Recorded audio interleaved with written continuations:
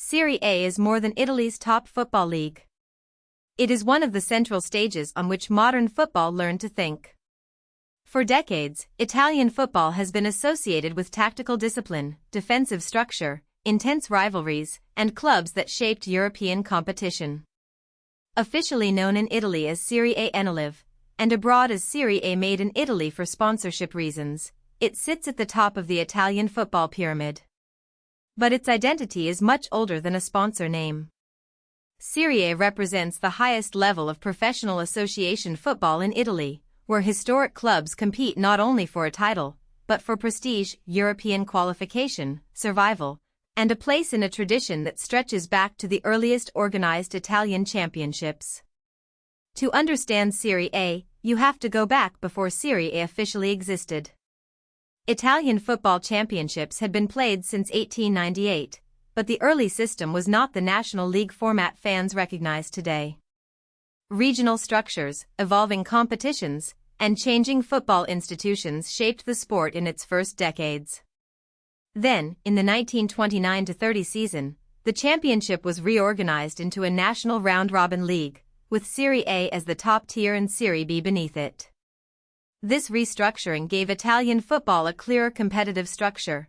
The best clubs across the country would play each other in one national championship, creating a single, elite competition whose winner could truly claim national supremacy.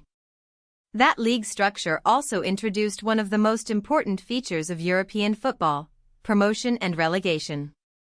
Serie A is not a closed competition where teams are guaranteed a place forever.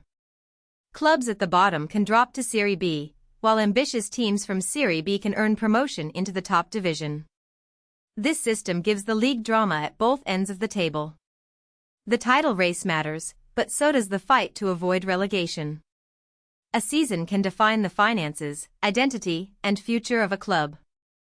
For smaller sides, staying in Serie A can be a triumph. For historic teams, relegation can feel like a sporting earthquake. Over time, Serie A's organization changed with Italian football itself. Before World War II, the league was managed by the Direttorio Divisioni Superiori until 1943. After the war, the Lega Calcio took over from 1946 and remained central to the league's administration for decades. Since 2010, Serie A has been organized by the Lega Serie A. These administrative details might sound dry, but they show how the competition adapted through political change, war, modernization, and the commercial growth of football. The Italian Football Federation also recognizes the championships played from 1898 to the formation of Serie A in 1929 as equal to later titles, preserving continuity between early Italian football and the modern league. Two symbols help explain the emotional weight of winning Serie A: the Scudetto and the Coppa Campioni d'Italia. Since 1924, the winner of Italy's top division has worn the Scudetto, a small shield in the colors of the Italian flag, on its kit the following season. It is simple, but instantly recognizable. It tells every opponent, this is the champion of Italy. Since 1961, the Serie A winner has also received the Coppa Campioni d'Italia trophy. In many leagues, the trophy is the visual centerpiece. In Italy, the Scudetto carries a special cultural force. Winning the league is often called winning the Scudetto, because the symbol has become inseparable from the achievement. Serie A is famous for tactics, especially defensive organization, but that reputation is sometimes misunderstood. Italian football is not simply about sitting back. Its great tradition is about controlling space, managing risk, and understanding the game's small details. Coaches in Italy have often treated football like a chess match, where a midfielder stands, how a defensive line moves, when a team presses, and when it absorbs pressure. This is why Serie A has long been considered a school for defenders, goalkeepers, and tactically intelligent midfielders. A brilliant attacking player in Italy is rarely judged only by skill. He is judged by decision-making, movement, and whether he can solve highly organized defensive systems. That tactical reputation helped make Serie A one of the strongest leagues in the world.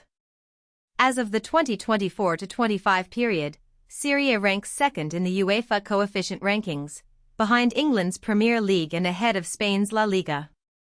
UEFA coefficients are based on how clubs perform in European competitions across 5 seasons, so they measure more than popularity or money. They show whether a league's teams are consistently competitive in Europe. Serie A's high ranking reflects a broader revival in depth across Italian clubs. It is not just about one famous team carrying the league, it is about multiple clubs reaching the later stages of European tournaments and collecting results against elite opposition. No discussion of Serie A can avoid Juventus. Based in Turin, Juventus is the most decorated club in Italy and one of the most successful clubs in world football. Its domestic dominance has made it a defining institution of Serie A history. Juventus built its identity around winning, consistency, and a powerful connection with national and international success. The club has also achieved success across major UEFA and intercontinental competitions, giving it a status that extends far beyond Italy. For many fans, Juventus represents authority and expectation. For rivals, it represents the team to beat, the symbol of northern power, and often the emotional center of the league's biggest debates. Milan is home to 2 other giants, AC Milan and Inter Milan. AC Milan has one of the greatest European records in football history and is joint third among clubs for the most UEFA titles. Its identity is linked to legendary teams, elegant football, and continental prestige. Inter, meanwhile, has its own unique legacy, including the famous 2009-10 continental treble, when the club won Serie A, the Coppa Italia, and the UEFA Champions League in the same season. The rivalry between Milan and Inter, the Derby della Madonnina, is one of football's great city rivalries. It is not just red and black against blue and black, it is 2 global institutions sharing one city and one stadium culture. Beyond Juventus, Milan, and Inter, Serie A's identity has also been shaped by a wider group of major clubs often discussed through the idea of the Seven Sisters, or Sette Sorelle. Historically, this group included Juventus, Inter, AC Milan, Roma, Lazio, Fiorentina, and Parma, reflecting the balance of power in a particular era. Over time, the landscape changed. Napoli and Atlanta have emerged as major forces, replacing the historic roles once associated with Parma and Fiorentina in many modern conversations. Roma and Lazio bring the intensity of the capital. Napoli brings the passion of southern Italy and a distinct football culture. Atlanta represents the rise of smart recruitment, development, and modern attacking football. Serie A has also been a magnet for some of football's greatest talent. The league has produced and attracted numerous Ballon d'Or winners, and for long periods it was the destination for the world's best players. Its appeal came from prestige, competition, tactical challenge, and the chance to play for clubs with global status. In Italy, even superstars had to adapt. Strikers faced elite defenders. Playmakers had to find space against compact midfields. Wingers had to beat fullbacks who understood positioning as much as speed. That pressure helped create unforgettable players and unforgettable careers. Serie A did not simply showcase talent, it tested talent in one of football's most demanding environments. What makes Serie A compelling today is the combination of history and renewal.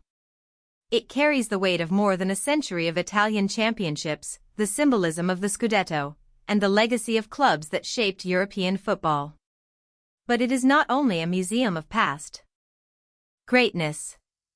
Its UEFA ranking shows modern competitiveness, its tactical culture continues to evolve, and its club landscape keeps shifting as new powers rise. Serie A remains a league where style, structure, pressure, and emotion meet. To watch it is to watch Italian football's central argument play out every season: how tradition can survive, adapt, and still compete at the highest level. If you found this helpful, please like this video and subscribe for more explainers.